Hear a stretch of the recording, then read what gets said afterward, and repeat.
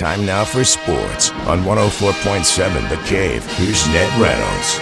Mike, the intern Ned Reynolds in the studio Monday morning. The U.S. Open has come to an end, and got to watch a while of it, actually, on Saturday with my dad. Spending time with him this weekend for Father's Day, obviously. And I kind of had a feeling watching it Saturday that JJ might be the one to pull it off. He definitely started that momentum on Saturday. I didn't think he would. I have to differ from you. I thought he would fold down the stretch. JJ Spahn's a fine golfer. He's All-America at San Diego State and Mountain West Conference Player of the Year when he was out there several years ago. But I still thought, well, this guy doesn't have quite the experience to withstand the pressure. But he did, and he pulled it out at the very end after having...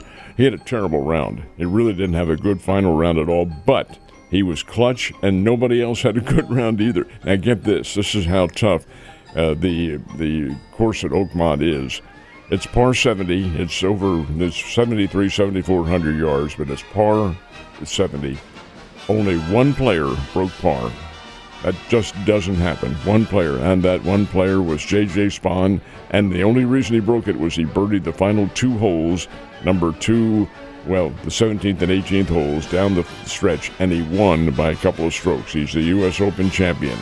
J.J. Spahn defeated Robert McIntyre, who was right there closing in. There were a whole bunch of golfers back of him, but not only is he the U.S. Open champion, he also pockets $4,300,000. That's a nice little payday. And that's the biggest win of Spahn's career. Seems to be a good guy. He's from Los Angeles. And he played just well enough to get the win. Remember now, he led after the first round and the second round. And third round, he gave up that lead. And in the fourth round, at the end, he is the winner. Big congratulations. Big payday. Next up, we've got the Irish Open. Well, it's the British Open. And the British Open, Ireland. That's still, it is in Ireland, yeah, but that's part of Britain. And indeed, that'll be coming up in the latter part of July. But in the meantime, next week, they have the Travelers. That's in Cromwell, Connecticut. And that's first of the really big points getters. The pros are playing for points at the end of the year to get into the pro championship, and that'll be the culmination of it. And the Travelers is a big deal. So they do play that one. Many of the big names will still be there. You've been watching the College Baseball World Series? Oh, yeah. Gosh, yes. Yesterday, the Arizona Wildcats were shipped back to Tucson after losing in their ball game to Louisville. And that bracket continued with a winner's bracket game last night, Coastal Carolina and Oregon State. Now, very few, unless you're really into sports as such, are familiar with Coastal Carolina, the Chanticleers, and they are from Conway, South Carolina. They are a former national champion. They won it in 2016, they didn't knock out, but they beat Oregon State 6-2 last night. And this afternoon we have one that kind of captures a local flavor because Murray State, the Missouri Valley Conference champion, which has lost a game, is taking on the top seed, Arkansas, which has also lost a game. That means the loser of this one, sayonara. And then later on tonight, it's a battle of the acronyms. LSU takes on UCLA. So that's a winner's bracket game. Have really good competition going on. Coastal Carolina looks like a team that could win the whole thing. It is that time of year where teams are either buying or selling, and man, the Giants and Red Sox are trying to do something. This one is hard to explain. Rafael Devers, who the Red Sox traded to the San Francisco Giants, is one of Boston's top players. In fact, he's kind of the picture boy and poster boy of the Boston Red Sox. Apparently, I've never seen him or talked to him or anything like that, but apparently a real good guy from the Dominican Republic and a big-time player. And has 15 home runs on the team this year. But he got out of sorts with the front office in spring training when the Red Sox went after Alec Bregman from the Houston Astros to play third base. Devers says, wait a minute, I'm the third baseman. And he did not give up his position readily, nor with bowing to the front office or anything like that. He said, I'm going to fight for that position. Well, the front office always wins, and they said, no, you're going to play for us, and we're paying you $360 million a year. Not a year, but that's the contract. So you're going to be the designated hitter, which he was, DH.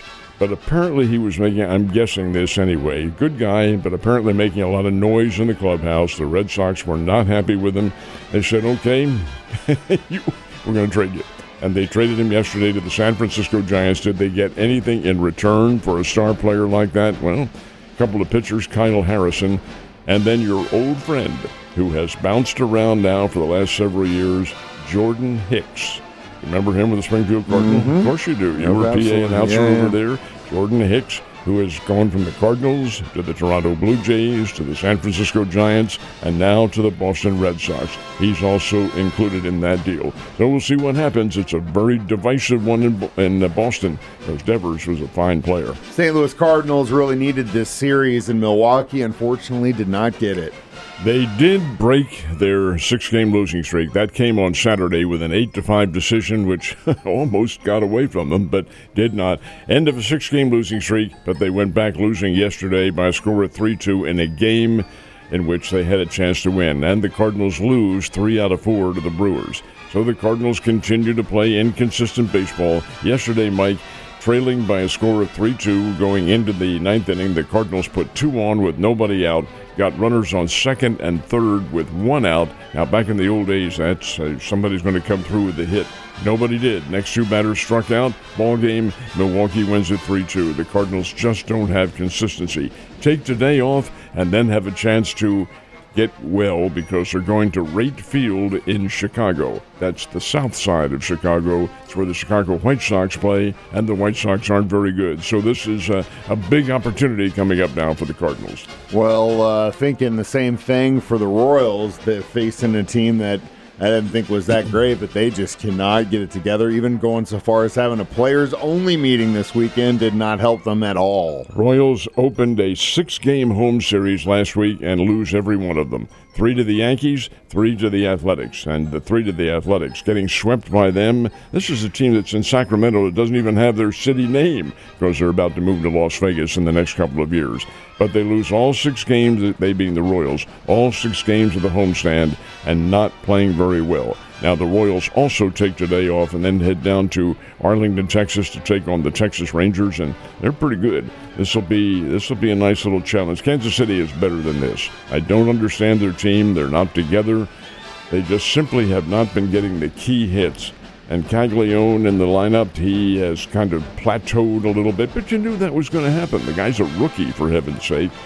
Still in there. I think his insertion in the lineup does make a difference, but it hasn't yet. And 6 straight losses now for Kansas City. Springfield Cardinals, however, they're turning their race into a cakewalk in the Northern Division of the Texas League. Swept a doubleheader from the Tulsa Drillers 6-4 and 7-1 yesterday.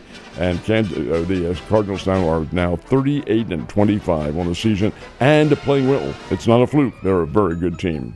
We are getting to that point with NASCAR where those points are really starting to add up and make sense for the playoff picture. They just had their first race in Mexico. Who got the checkered flag? Very first race ever south of the border in Mexico City. And the checkered flag goes to Shane Van Gisbergen. Wait a minute, who is this Shane Van Gisbergen? Well, racing fans know fully well who he is. He's been racing on the NASCAR circuit now for the last 2 years and hasn't had a great deal of success. But Van Gisbergen, who is from New Zealand, is an international racer. He has been racing the V8 supercars around the world and done very well. Well, he wanted to be in NASCAR. He is in NASCAR. The race in Mexico City was a road race. It's a road course. He's very familiar with that, and he won it. And he won it going away. Wasn't even challenged. So Shane Van Gisbergen is the winner. Christopher Bell second, and Chase Elliott third in that NASCAR race. As soon as I saw the guy's name who won that race, I was like, thank God Ned's the one that's got to say that. Have a good day, and I'll see you tomorrow.